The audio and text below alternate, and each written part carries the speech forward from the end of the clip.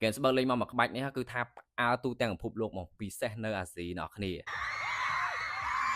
អ្នកនរគ្នាប្រហែលជាបានឃើញវីដេអូនេះហើយគឺថាមនុស្សច្រើនខ្លាំងមែនទែនហ្មងនៅ Vox Street គឺម្នាក់ទៅចាំមើល Gainsbourg ប្រកាស BA ថ្មីនៅម៉ោង7ល្ងាចមិញហ្នឹងអ្នកនរគ្នាខ្ញុំមិនដឹងថាគ្នាយើងណាខ្លះទាយត្រូវទេប៉ុន្តែក្នុងហ្នឹងក៏មានខ្ញុំដែរអ្នកនរគ្នាគឺខ្ញុំទាយត្រូវថាក្រុម Tracer គឺថាខ្ញុំទាយនេះខ្ញុំទាយលេងទេអ្នកនរគ្នាហើយខ្ញុំអត់នឹកស្មានថាត្រូវទេព្រោះអីខ្ញុំគិតថាប្រហែលជា Gainsbourg ប្រេងអីអញ្ចឹងណាតែនេះអ្នកនរគ្នាវាសឹងតែមិនគួរឲ្យជឿដោយសារតែ Tracer គឺក្រុមគេល្បីលំដាប់ថ្នាក់ពិភពលោកហ្មងដែលសំខាន់ Oh my god អ្នកគ្នាគឺសិតតែស្អាត handsome ញាក់សាច់ហ្មង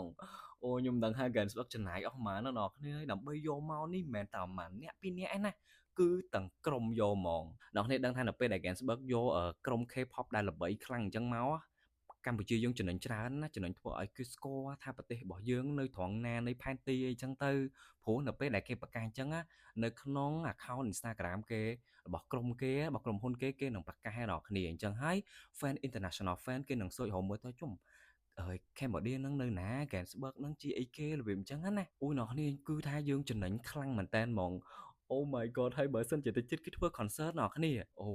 បើសិនជាគេលេងឈុតធំដាក់នៅ start អីហ្មងមិនចឹងណាប្រកាសជា international fan គេមកច្រើនហ្មងហើយយើង